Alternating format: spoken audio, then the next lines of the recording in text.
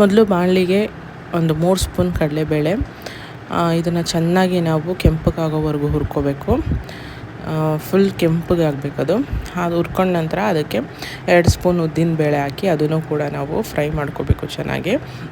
ಈ ಎರಡು ಚೆನ್ನಾಗಿ ಫ್ರೈ ಆದಮೇಲೆ ಇದಕ್ಕೆ 1 ಸ್ಪೂನ್ ಮೆಂತ್ಯ, 1 ಸ್ಪೂನ್ ಮೆಣಸು, 1 ಸ್ಪೂನ್ ಸಾಸಿವೆ ಹಾಗೂ 4 ಸ್ಪೂನ್ ಧನಿಯಾ ಬೀಜ ಹಾಕಿ ಚೆನ್ನಾಗಿ ಫ್ರೈ ಮಾಡ್ಕೊಳ್ಳೋಣ. ಇದಾದಮೇಲೆ 2 ಸ್ಪೂನ್ ಜೀರಿಗೆ, ಇವೆಲ್ಲನೂ ಕೂಡ ಚೆನ್ನಾಗಿ ಘಮ ಘಮ ಅನ್ನೋವರೆಗೂ ಫ್ರೈ ಮಾಡ್ಕೊಳ್ಳೋಣ. ಇದಾದಮೇಲೆ ಇದಕ್ಕೆ ನಾನು 2 ಮೆಣಸಿನ್ಕಾಯಿ ಮಿಕ್ಸ್ ಮಾಡಿದ್ದೀನಿ. ಇಲ್ಲಿ ಒಣಮೆಣ್ಸಿನ್ಕಾಯಿ ಸುಮಾರು ಒಂದು 30 ಇದೆ. ಅದ್ರ ಜೊತೆಗೆ ಸ್ವಲ್ಪ ಕರಿಬೇವಿನ ಸೊಪ್ಪು ಹಾಕಿ ಚೆನ್ನಾಗಿ ನಾವು ಡ್ರೈ ರೋಸ್ಟ್ ಮಾಡ್ಕೊಳ್ಳೋಣ. ಅದನ್ನು ಪಕ್ಕಕ್ಕೆ ಎತ್ತಿಟ್ಟು 2 ಟೇಬಲ್ ಸ್ಪೂನ್ ಬಿಳಿ ಎಳ್ಳನ್ನು ಕೂಡ ಫ್ರೈ ಮಾಡಿ ಎತ್ತಿಟ್ಕೊಂಡು ಒಂದು ಅರ್ಧ ಹೋಳು ಒಣ ಕೊಬ್ಬರಿಯನ್ನು ತಗೊಂಡಿದ್ದೀನಿ ಇಲ್ಲಿ ತುರ್ಕೊಂಡು, ಅದನ್ನು ಕೂಡ ಸ್ವಲ್ಪ ನಾವು ಬೆಚ್ಚಗೆ ಮಾಡ್ಕೊಳ್ಳೋಣ. ಇದನ್ನು ಬೆಚ್ಚಗೆ ಮಾಡ್ಕೊಂಡು ಎತ್ತಿಟ್ಕೊಂಡು ನಾನು ಮತ್ತೆ ಅದೇ ಬಾಣಲಿಗೆ ರಾತ್ರಿಯೇ ಒಂದು 100 ಗ್ರಾಮಷ್ಟು ಹುಣಸೆಹಣ್ಣು ನಾನು ನೆನೆಸಿಟ್ಟಿದ್ದೆ.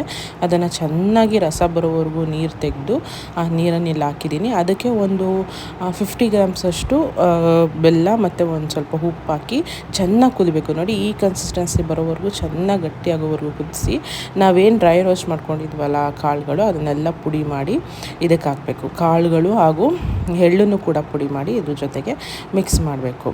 ಅದಾದಮೇಲೆ ಇದು ಚೆನ್ನಾಗಿ ಮಿಕ್ಸ್ ಆದಮೇಲೆ ಕೊಬ್ಬರಿನೂ ಕೂಡ ಇದಕ್ಕೆ ಸೇರಿಸ್ಬೇಕು. ಈ ಮೂರನ್ನು ಕೂಡ ಚೆನ್ನಾಗಿ ಸೇರಿಸಿ ಚೆನ್ನಾಗಿ ನಾವು ಮಿಕ್ಸ್ ಮಾಡ್ಕೊಬೇಕು. ಕೈ ಆಡಿಸ್ಕೋಬೇಕು, ಇಲ್ಲಾಂದರೆ ಗಂಟಾಗುತ್ತೆ. ಸೊ ಚೆನ್ನಾಗಿ ಲೋ ಫ್ಲೇಮಲ್ಲಿ ಇಟ್ಕೊಂಡು ಇಷ್ಟನ್ನು ಹಾಕಿ ಮಿಕ್ಸ್ ಮಾಡಬೇಕು. ಇದಾದಮೇಲೆ ಇದನ್ನು ಪಕ್ಕಕ್ಕೆ ಎತ್ತಿಟ್ಟು ಮತ್ತೆ ಪಾನಿಗೆ ಸ್ವಲ್ಪ ಎಣ್ಣೆ, ಅಂದರೆ ಸ್ವಲ್ಪ ಜಾಸ್ತಿನೇ ಎಣ್ಣೆ ಹಾಕ್ಕೋಬೇಕು.